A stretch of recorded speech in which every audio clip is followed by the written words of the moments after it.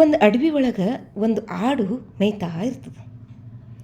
ಅದು ಆರಾಮಾಗಿ ಮೇಯ್ಕೊಂಡು ಓಡಾಡ್ತಾ ಇರ್ತಕ್ಕಂಥ ಸಂದರ್ಭದೊಳಗೆ ಎದುರಿನಿಂದ ಒಂದು ಸಿಂಹ ಬರೋದು ಕಾಣಿಸ್ತದೆ. ಯಾವಾಗ ಆಡು ಆ ಸಿಂಹವನ್ನು ನೋಡ್ತೋ ಗಾಬರಿ ಆಗಿಬಿಡ್ತದೆ. ಏನು ಮಾಡಲಿ, ಈಗ ಆ ಸಿಂಹ ನನಗೆ ಬಿಡೋಂಗಿಲ್ಲ, ತಿಂದೇ ತಿಂತದೆ, ಹೆಂಗೆ ಮಾಡಲಿ, ನನ್ನ ಪ್ರಾಣನ ರಕ್ಷಣೆ ಮಾಡ್ಕೋಬೇಕಲ್ಲ ಅಂತ ಚಿಂತೆ ಯೋಚನೆ ಮಾಡ್ಕೊತ ಆ ಕಡೆ ಈ ಕಡೆ ನೋಡುವಂಥ ಸಂದರ್ಭದೊಳಗೆ ಅಲ್ಲೇ ಒಂದು ಮೂಳೆ ಬಿದ್ದಿರೋದು ಕಾಣಿಸ್ತದೆ. ಆಡು ತಕ್ಷಣ ಹೋಗಿ ಆ ಮೂಳೆಯನ್ನು ತನ್ನ ಬಾಯಿಯೊಳಗೆ ಇಟ್ಕೊಂಡು ಕುಂತು ಚಪ್ಪರಿಸಿ ತಿನ್ನಲಿಕ್ಕೆ ಪ್ರಾರಂಭ ಮಾಡ್ತದೆ. ಆ ಚಪ್ಪರಿಸಿ ತಿನ್ಕೊಂತ ಏನು ಹೇಳ್ತದೆ ಅದು ಆಡು ಅಂತಂದ್ರೆ, ಆಹಾ, ಏನು ರುಚಿ ಅದಪ್ಪ ಇದು, ಸಿಂಹದ ಮಾಂಸ ಇಷ್ಟು ರುಚಿ ಇರ್ತದಂತ ನನಗೆ ಗೊತ್ತೇ ಇರಲಿಲ್ಲ. ಏನಾರೆ ನನಗೆ ಮತ್ತೊಂದು ಸಿಂಹ ಕಣ್ಣಿಗೆ ಬಿತ್ತಪ್ಪ ಅಂತಂದ್ರೆ ಅದನ್ನು ಕೊಂದು ಹೊಟ್ಟೆ ತುಂಬ ತಿಂದು ಮನಸ್ಸು ತೃಪ್ತಿ ಆಗೋ ಹಂಗೆ ತಿಂದುಬಿಡ್ತೀನಿ ಅಂಥೇಳಿ ಜೋರಾಗಿ ಹೇಳ್ತದೆ. ಇದನ್ನು ಆ ಸಿಂಹ ಕೇಳಿಸ್ಕೊಂಡು ಈ ಹಾಡು ಸಾಮಾನ್ಯವಾಗಿರ್ತಕ್ಕಂಥ ಹಾಡು ಅಲ್ಲಿದು ಅಂಥೇಳಿ ಹೆದರ್ಕೊಂಡು ಅದು ಗಾಬರಿಯಾಗಿ ಓಡಲಿಕ್ಕೆ ಪ್ರಾರಂಭ ಮಾಡ್ತದೆ. ಇದೆಲ್ಲವನ್ನು ಅಲ್ಲೇ ಒಂದು ಗಿಡದ ಕೆಳಗೆ ನಿಂತಿರ್ತಕ್ಕಂಥ ಒಂದು ನರಿ ನೋಡ್ತದೆ. ನರಿ ನೋಡಿ ಅದೇನು ಮಾಡ್ತದೆ, ಸಿಂಹ ಯಾವ ಕಡೆ ಓಡ್ತದಲ್ಲ ಆ ಕಡೆ ಓಡ್ಲಿಕ್ಕೆ ಪ್ರಾರಂಭ ಮಾಡ್ತದೆ. ನರಿ ಅಂದರೆ ನಿಮ್ಗೆಲ್ರಿಗೂ ಗೊತ್ತು, ಅದು ಕುತಂತ್ರ ಬುದ್ಧಿ. ಆ ನರಿ ಸಿಂಹದ ಹತ್ರ ಹೋಗಿ ಏನು ಹೇಳ್ತದಂತಂದ್ರೆ, ಅಲ್ಲ, ನೀ ಕಾಡಿನ ರಾಜ, ನೀ ಹಿಂಗೆ ಹುಚ್ಚಾಗ್ತೇನು?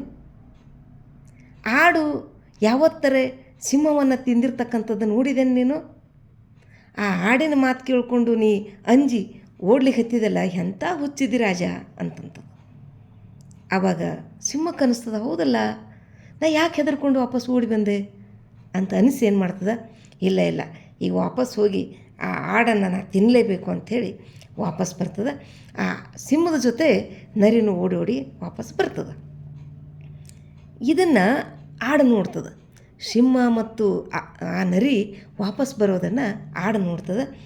ಆಡು ನೋಡಿ ಏನು ಮಾಡ್ತದೆ, ಈಗೇನು ಮಾಡಲಿ, ಈಗ ಹೆಂಗೆ ಅದ್ರ ಕೈಯನ್ನು ಬಚಾವಾಗಬೇಕು ಅಂತ ಯೋಚನೆ ಮಾಡಿ ತಕ್ಷಣ ಏನು ಮಾಡ್ತದೆ, ಸ್ವಲ್ಪ ಎದ್ದು ನಿಂತು ಮುಖ ಮ್ಯಾಲೆತ್ತಿ, ಏ ನರಿ ಅಣ್ಣ, ಎಷ್ಟೊತ್ತಾಯಿತು, ಯಾಕೆ ಇನ್ನೂ ಹೋಗಿಲ್ಲೇನು ನೀನು? ಆ ಸಿಂಹನ ಕರ್ಕೊಂಡು ಬರ್ತೀನಿ, ಏನಾರೇ ನಾ ಯೋಚನೆ ಮಾಡಿ ಏನಾರೇ ಪ್ಲ್ಯಾನ್ ಹಾಕಿ ನಾ ಕರ್ಕೊಂಡು ಬರ್ತೀನಿ ಅಂದಿದ್ದೆಲ್ಲ, ಇನ್ನೂ ಹೋಗಿಲ್ಲ, ಭಾಳ ಲೇಟ್ ಆಯಿತು, ಲಘು ಬಾ ಅಂತಂತದ. ಇಷ್ಟು ಕೇಳಿದ್ದೇ ತಡ, ನರಿ ನನಗೆ ಮೋಸ ಮಾಡ್ತಲ್ಲ ಅಂಥೇಳಿ ಆ ಸಿಂಹ ಅಲ್ಲಿಂದ ಒಂದೇ ಸಮನೆ ಓಡಲಿಕ್ಕೆ ಶುರು ಮಾಡ್ತದೆ. ಆವಾಗ ಆಡು ನಿರಾಳವಾಗಿ ಉಸಿರಾಡ್ತದೆ. ಈ ಕಥೆಯಿಂದ ನಮಗೇನು ಅರ್ಥ ಆಗಬೇಕು ಅಂತಂದ್ರೆ, ಎಷ್ಟೇ ಕಷ್ಟಗಳು ಬರಲಿ, ಎಂಥ ದೊಡ್ಡ ಸಮಸ್ಯೆನೇ ಬರಲಿ, ನಾವು ಆ ಸಮಸ್ಯೆಗೆ ಹೆದರ್ಕೋಬಾರ್ದು. ಏನಾದರೂ ಒಂದು ಯೋಚನೆ ಮಾಡಿ ನಾವು ಯಾವ ರೀತಿ ಈ ಸಮಸ್ಯೆಯ ಸುಳಿಯಿಂದ ಹೊರಗೆ ಬರಲಿಕ್ಕೆ ಸಾಧ್ಯ ಅಂತ ವಿಚಾರ ಮಾಡಬೇಕು. ಹೊರತಾಗಿ ನಾವು ಆ ತಕ್ಷಣ ತಪ್ಪು ನಿರ್ಧಾರಗಳನ್ನು ಮಾಡಬಾರ್ದು ಮತ್ತು ಗಾಬರಿ ಆಗಬಾರ್ದು. ಶಕ್ತಿಗಿಂತ ಯುಕ್ತಿ ಮೇಲು ಅಂತ ನಮಗೇನು ಹಿರಿಯರು ಹೇಳ್ಯಾರ, ಆ ರೀತಿಯಾಗಿ ನಮ್ಮ ಶಕ್ತಿಯಿಂದ ಆಗಲಾರ್ದಂಥ ಕೆಲಸಗಳನ್ನು ಯುಕ್ತಿಯಿಂದ ಮಾಡ್ಕೋಬೇಕು.